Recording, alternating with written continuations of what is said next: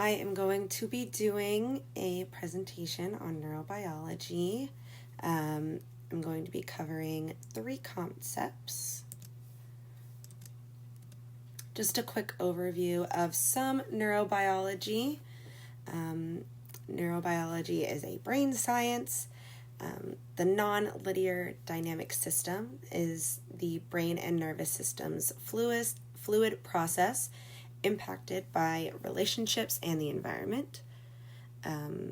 Neurons are a big part of neurobiology, as you can kind of tell in the name.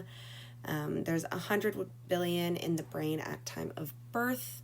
Neurons build circuitry and they communicate together to send and receive signals between the brain and the nervous system.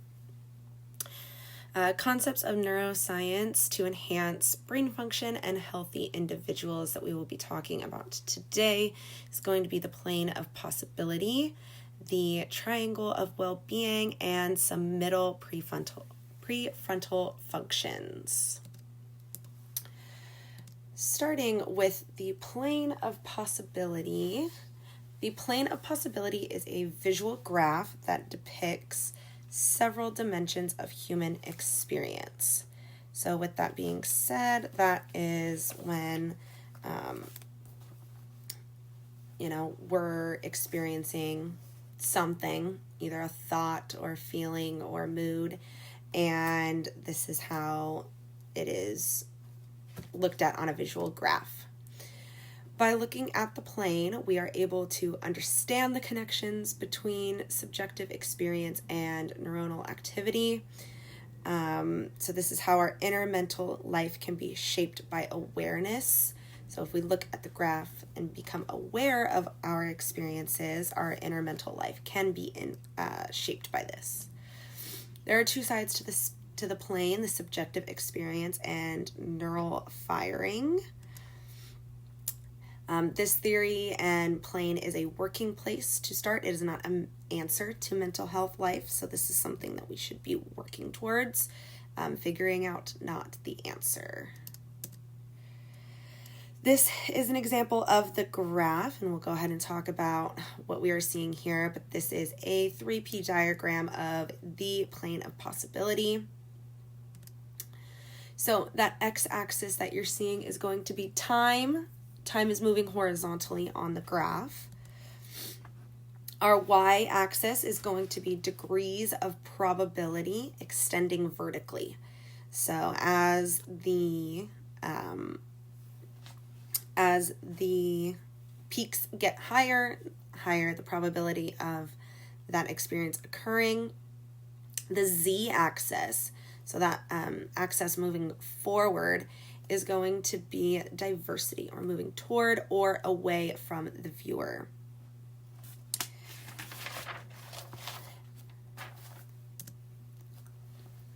If we look at this in terms of a sentence, we can say at a given time, or the x-axis, the plane depicts the probability of energy flow, the y-axis, and diversity of energy flow, the z-axis. The plateau of the plane, or whether we are at 0, 100, anything like that, is going to be our mood, and thoughts equals those peaks of certainty, so those peaks of experience. Next, we are going to be talking about the triangle of well-being.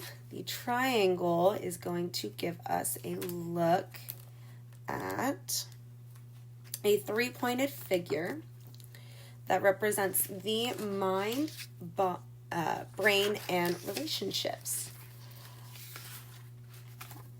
It is a metaphor for a single monism idea. It is not a dualism. It is not a trioism. It is a single idea with 3 prime facets.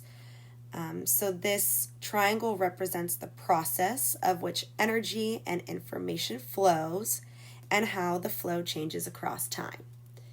So the mind is a regulatory process that shapes energy and information flow within and between people. The brain is the expanded nervous system distributed throughout the whole body. and the relationships are the sharing of the energy flow. Each facet is influenced by each other. This is a little diagram I made that helped me interpret how this triangle looks.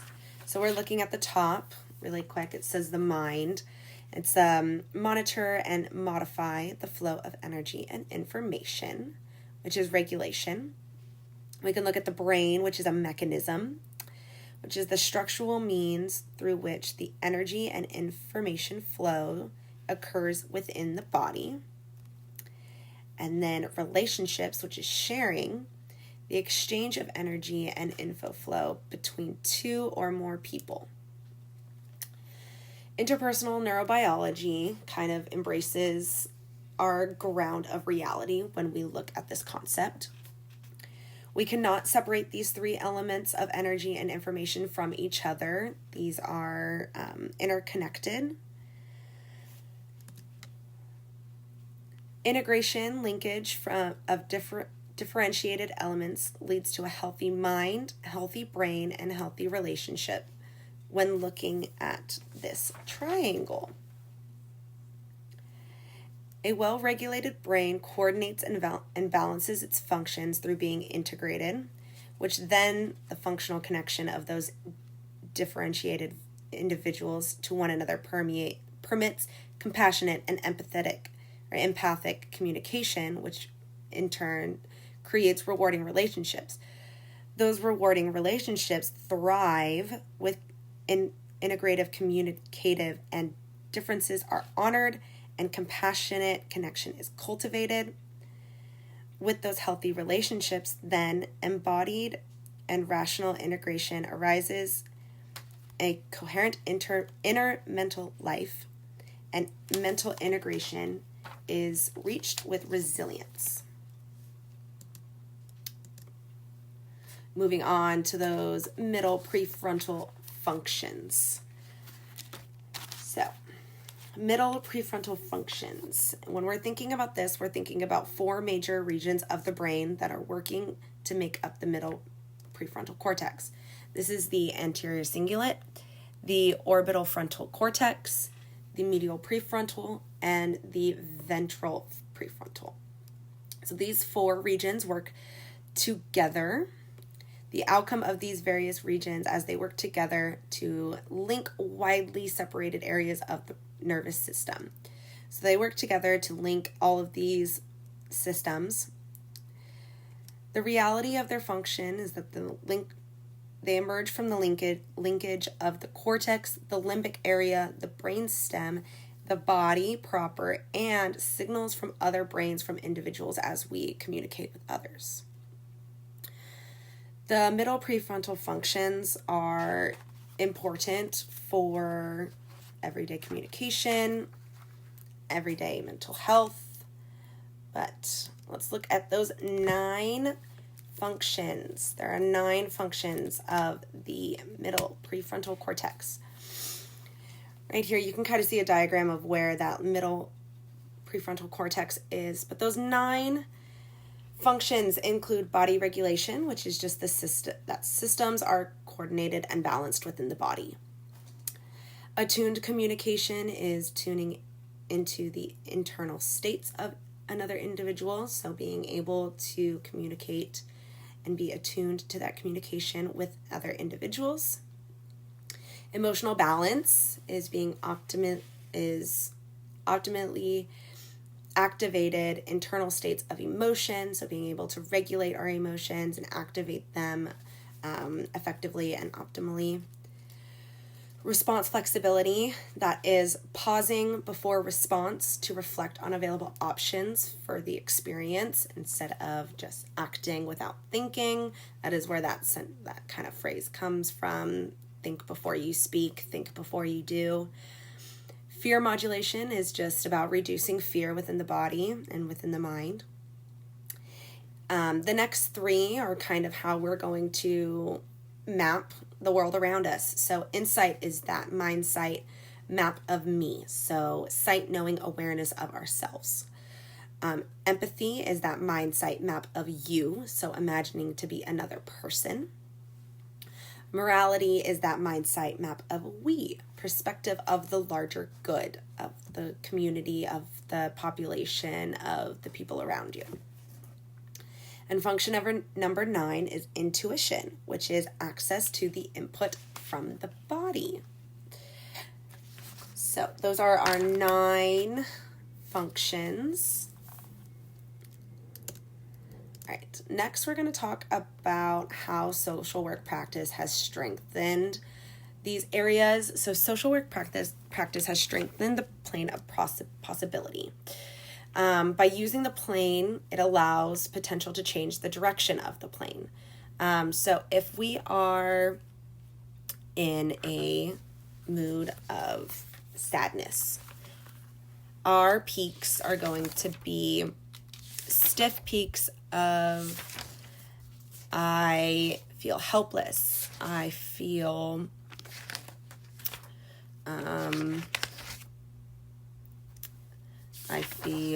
sad, I have no worth.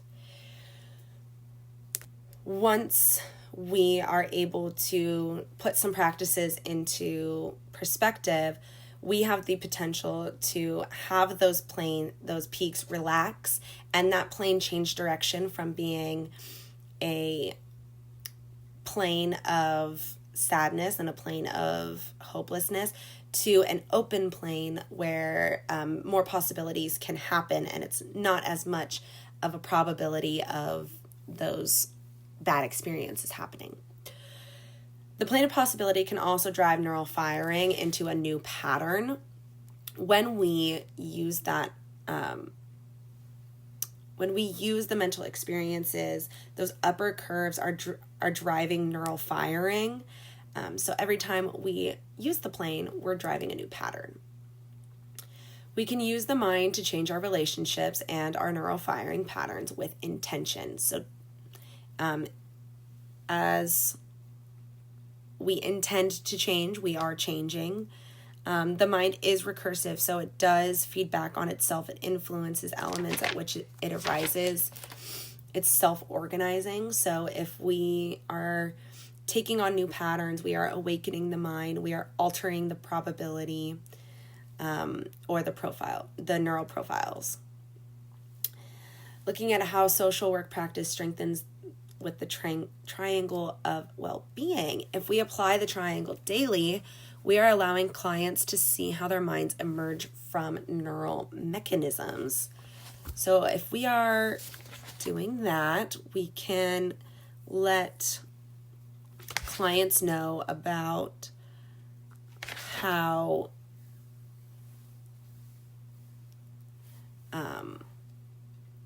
the clients see their relationships emerge from see how relationships emerge from relationships with others and the planet. We're seeing how a wellness in our brains, minds, and relationships are interconnected. Using the triangle, we are reframing how we approach understanding relational experience with families, couples, classrooms, and companies becomes possible. So as we use that triangle, we're learning more about how relational experience within these groups is occurring, and it helps with social work practice. The middle prefrontal functions, just using our middle prefrontal functions, we are showing what mental health may entail. It has also been proven that the first 8 functions are outcomes of a secure parent-child attachment. We talked about parent attachment a lot this semester, so having that secure parent attachment is important. That integrative communication promotes the growth of the child's middle prefrontal functions. So without that integrative communication with the parent, that middle prefrontal cortex is not getting the growth that it needs for those functions to be able to occur. Mindfulness research has also shown that the 9 functions are outcomes of mindfulness practices. So being able to look at mindfulness and seeing that mindfulness practices could potentially help children who do not have a fully grown middle prefrontal cortex will be able to hopefully fix that. We've also learned that culture has taught many individuals about the 9 functions through oral and written traditions, including those that entail kindness and wisdom. Clinical implications of the plane of possibility include that clinicians can empower the individual as being a way to use subjective mental life to actually pull the brain in a new direction. So naming the peaks of the plane to help them relax. If you say, let's go back to that, we are in a bad mental space of I'm sad, I'm hopeless. You're having experiences of, oh, I couldn't do that task, so I'm worthless. Well, if we name that, we're actually relaxing those peaks and we're changing the direction of the plane. I was supposed to say wheel of awareness, not wheel off awareness. The wheel of awareness is a similar idea like the triangle of well-being. Clinicians are going to be using that to help their clients with the plane of possibility. Also, just knowing that the plane exists is going to empower the client to move the probability peaks downwards towards an open plane of possibility. That open plane just means that anything can happen. Open plane means anything is possible, is basically what that means. The triangle of well-being.